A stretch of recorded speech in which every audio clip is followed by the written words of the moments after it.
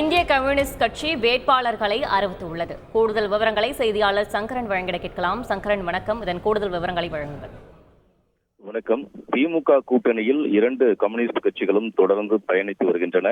Marxist communist கட்சி சார்பில் போட்டியிடக்கூடிய 2 வேட்பாளர்கள் ஏற்கனவே அறிவிக்கப்பட்டு விட்டனர். இந்த நிலையில் இந்திய கம்யூனிஸ்ட் கட்சி சார்பில் 2 தொகுதிகள் திமுகவில் ஒதுக்கப்பட்டிருக்கிறது. ஒன்று திருப்பூர், மற்றொன்று நாகப்பட்டினம். 2 தொகுதிகளுக்குமான வேட்பாளர்களை தேர்வு செய்வதற்காக இந்திய கம்யூனிஸ்ட் கட்சியின் மாநில குழு கூட்டம் இன்று காலை முதல் சென்னை தியாகராய நகரில் உள்ள கட்சி தலைமை அலுவலகத்தில் நடைபெற்று வருகிறது. மாநில செயலாளர் முத்தரசன் உள்ளிட்ட முக்கிய நிர்வாகிகள் எல்லாம் கலந்து கொண்டிருக்கிறார்கள். இன்னும் சற்று நேரத்தில் அதிகாரப்பூர்வமான அறிவிப்பு வெளியாக இருக்கிறது. தற்போது கிடைத்திருக்கக்கூடிய தகவல் படி திருப்பூர் தற்போதைய எம்பியாக இருக்கக்கூடிய கே. சுப்பராயன் மீண்டும் அதே தொகுதியில் போட்டியிடுவார் என்று தகவல்கள் வெளியாகி இருக்கிறது.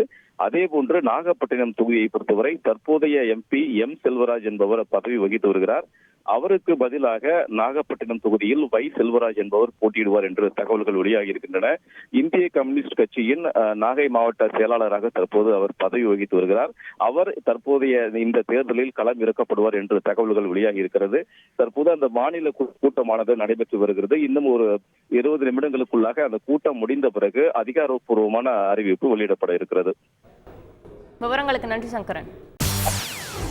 செய்திகளை உடனுக்குடன் தெரிந்து கொள்ள உடனே சப்ஸ்கிரைப் பண்ணுங்க.